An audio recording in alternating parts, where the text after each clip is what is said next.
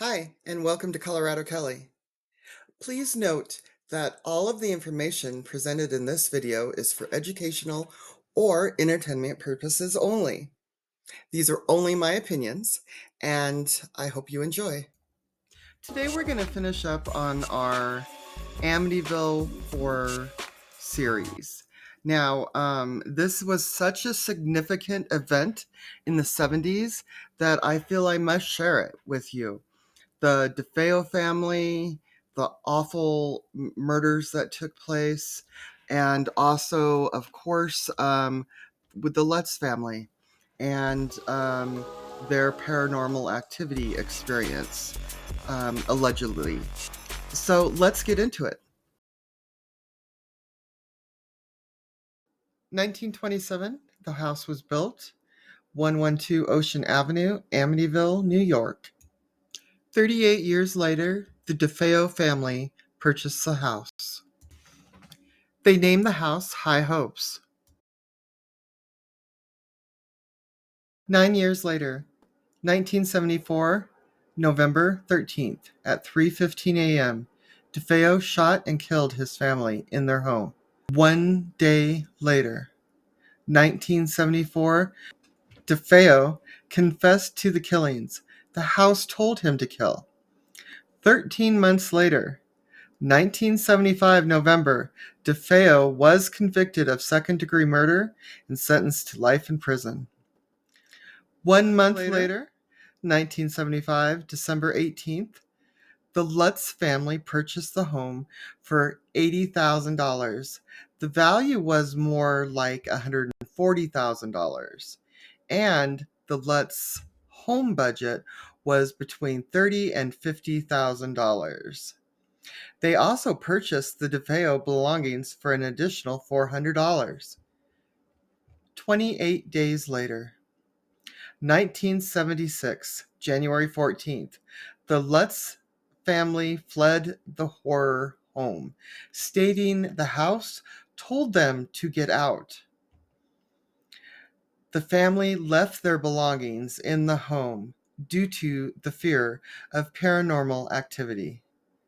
1977, the Lutz family sold their story for a book.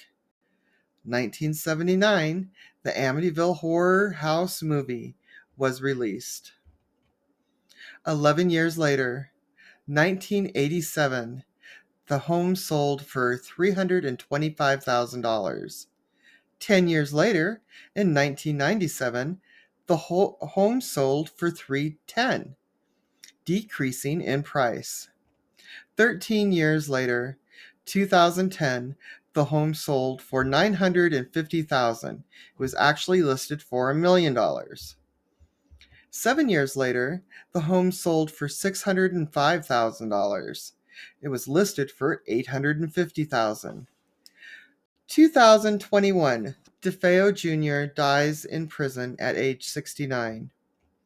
2024, the home is now 97 years old. Zestimate price is $1,107,600. No other owner since the Lutz family has reported paranormal activity in the home. The scary eyes of the home were replaced. The 3-story waterfront, 5-bedroom, 3.5 bathrooms with a basement, 5,000 square foot home on a lot of 10,809 square foot, or a fourth of an acre, is one beautiful, mysterious, lovely property. I do, however, feel it is important to note that owning one of these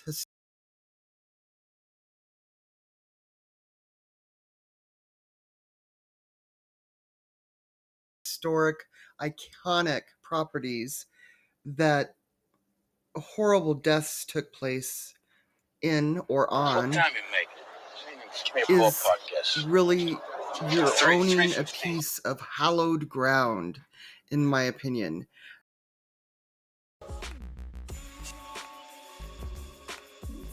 And there's definitely pluses and minuses that go with that.